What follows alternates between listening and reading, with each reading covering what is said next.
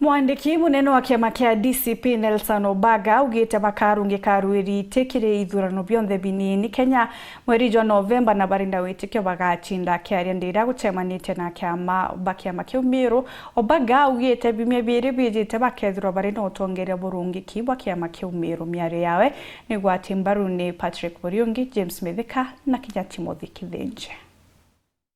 Nigachagacha utongeria kumirite kiamene kia DCP yaja ubishia unene ndene mutirijwa kangangi na kiote kingi ni bakenda kumenya no bwiri kwithole mukarikiteo kiama giki aja ndene kaunti MERU giki gikuchane katika ka James Methika na Timothy Kithenje indi na nyuma ya kwaraniria kinya mwandiki munene wa kiama giki ethura kuwe nyuma ya bimwe biri baketha bagita marietwa ja tongeria baria batongerite kiama giki aja ndene kaunti MERU. Yeah, we are in agreement.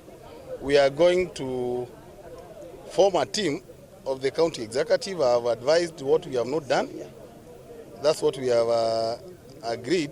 In the next 2 weeks, we'll strengthen and we'll have a proper list of officials now, which is balanced gender, which was remaining. To register in 2 weeks.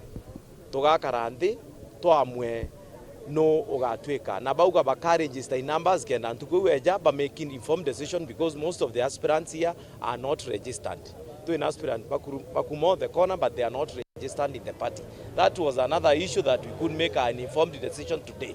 So it means that in 2 weeks time we'll have another list that will know who is who will be where in the political structure.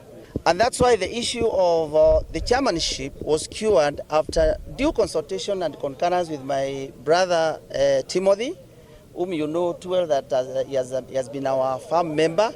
And we have agreed that for the purpose of building a very vibrant party, we work together with him as my deputy operations. Amana bobo mwandiki munene wa kiama kia DCP akiwa KIRI bierigiri interesia mbere kaunti Embu na kiama kia DCP amana kia DP ibamurite andubao baraba chwa gitike awakomye biere bakarande na kuthuro mobo oroke thwe na uge nikenda mbakethwa kejuke gitike.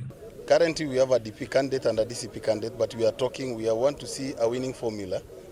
It's not cast on stone that DCP will field a candidate or DP will field a candidate. We are conducting a poll where we are going to see how we win. The most important thing in Bere North is winning that seat as united opposition.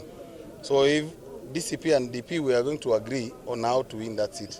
We are in talks, and by next week we will announce who will be the candidate of these two parties.